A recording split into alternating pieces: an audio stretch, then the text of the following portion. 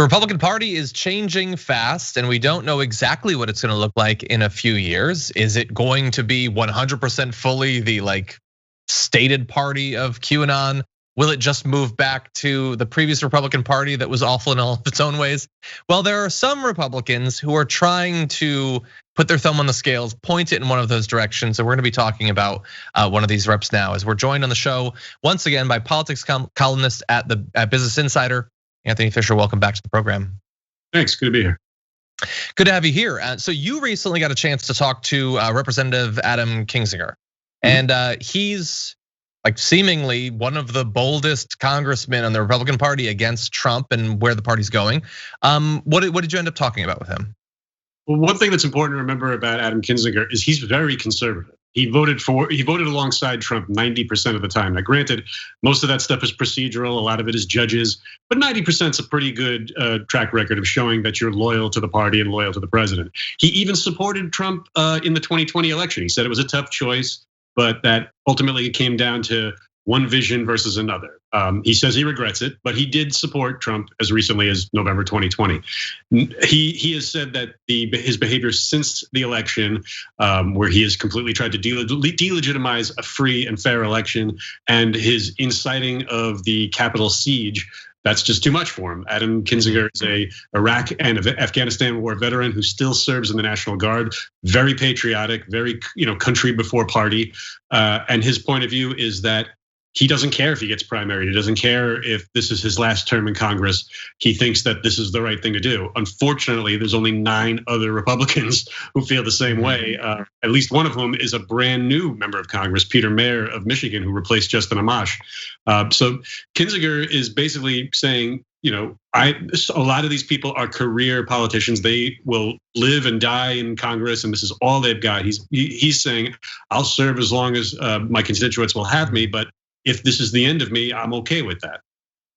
Yeah, and look, he voted to impeach, and he's trying to fight back against some of these worsening tendencies of the Republican Party. So I want to give him credit for that. I just want to briefly note, Trump didn't start fighting against democracy or questioning the election after the election. He had been doing it for months at that point. And literally not just demonizing mail-in voting and all of that, but trying to get states to crack down on it. So I have an issue with Adam Kinzinger suddenly thinking it's a problem on November 4th, but he did vote to impeach him. So he's not worried about his future. What does he think about the future of the Republican Party, though? Does he think that he is part of a vanguard for returning it to what it once was, or is he playing an instrument on the deck of the Titanic as it goes down? I don't think he didn't really make many predictions when we were talking, but he did point out the things that upset him about the Republican Party, which go way beyond just fellow members of Congress. He, as I wrote in the interview, he was given a petition, a signed petition sent by certified mail from his relatives, some cousins of his father, who disavowed him. They disowned him from the family because they said he was now part of, quote, the devil's army. And I think that is what's far more concerning to him, and it's what's far more concerning to me as well. I mean, if you look at the Republican Party, a lot of these people, like Mitch McConnell, are go along to get along people. He was never a Trumpist, but he didn't stand in Trump's way for 4 years because he wanted to be there after Trump was gone.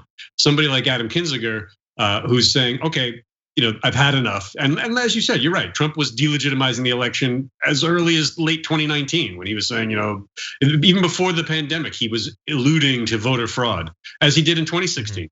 But I think Representative Kinzinger is far more concerned with the kind of brain poison that has, run through the electorate, as opposed to his fellow members of Congress, that so many people believe the stop the steal rhetoric, no matter how many times it's been thrown out of court, no matter how many times outlets like OAN and Newsmax and American Thinker issue retractions because they're scared of lawsuits.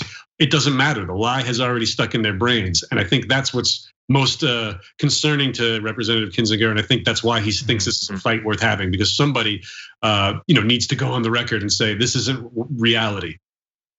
Yeah, so I'm curious, when you were talking about him, there are some related threads that aren't theoretically the exact same that I imagine might worry him about the Republican Party. Obviously, you have the insane loyalty to Trump, that there's nothing he can do that's wrong, which that could be founded in wanting to get his nod later on for some election they run in, or in theory he could return, either running or starting his own party. And then of course you have QAnon, and there's a lot of overlap there. I mean, Trump even spoke sort of favorably of QAnon in the closing months of the election. People seem to forget about that, but that did happen.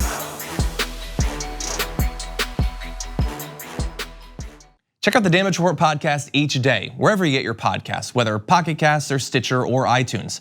You can join me as I give you the news and stories you want, with a range of co-hosts and interview guests jumping in on the fun each day. Again, that's the Damage Report, wherever you get your podcasts. And if you get them at iTunes, don't forget to rate and review. Sometimes I'll read them live on the show.